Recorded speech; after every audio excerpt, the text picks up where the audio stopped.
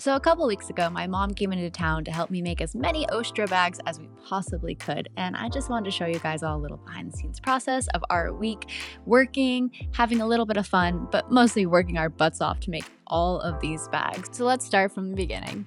The first thing we have to do is cut out the bag shapes. I have 3 different sizes, which are 3 different templates. And this honestly takes the longest because these cutoffs are not cut perfectly square. So I'm cutting and I'm cutting and I'm cutting, and we do them in batch. Then we wash them off because there's a little bit of dirt and mud on them from being stored outside. And then we do the ropes where I wash in my bathtub and then hang them up to dry. Here are some of the new colors. Aren't they cool? Next, I have to fold each bag into their shape so that they stay nice and crisp.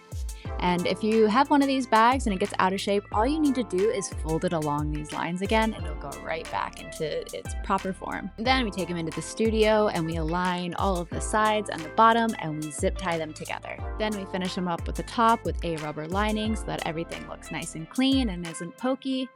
And that's just day 1. Let's go on to day 2. And this is day 2. And yesterday we made 1, 2, 3, 4, 5, 6, 7, 8, 9, 10 of the small forager packs. And then so far today it's 3 o'clock. We have like 7 of these, but they're not done. I mean, and the forager packs aren't done either. But we have 17 bags. Yay! In 2 days, which is way more than I could ever do on my own. So that's exciting. And she's here a while longer. I don't think I'll work her to the bone the whole time. Oh yeah. But yeah, so this is where we're at. It's our pile. And we'll check back in when we're done. I feel good about it. Yeah. We'll check back in when we're done with all the bags and show you what we got. After the rubber liner, we then put on the straps. So I have leather and rope. The rope has to be cut with a hot knife.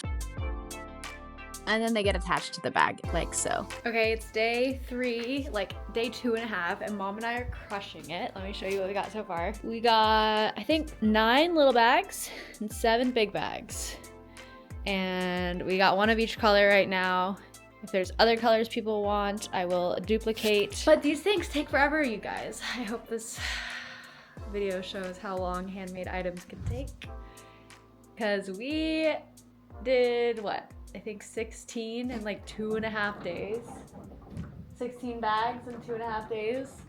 So it's not a ton, but it's more than I could do on my own. So that's good. Mm-hmm. So we're gonna take a break.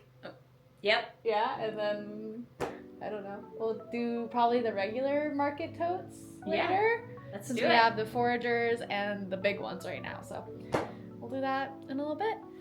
I accidentally cut my mom's happy cheer off, but this is where we were going to take our breaks, either here or the beach with the dog. And it was so nice to just go outside and take a little walk. Now, I'm not gonna lie, I did a terrible job of filming this week with my mom. She was here for 4 days of work, and I just had so much fun with her that the camera was not my priority. But here are some of the bags that we made after 4 days together.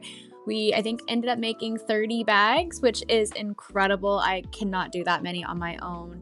So she is a true hero for coming to help me with all of these. They go live on 3/6 on my website, ostragoods.com. So if you like these, check them out. They take forever. They are a labor of love, and these are extra special because my beautiful mother helped make them. Please like and subscribe, and I'll see you next time.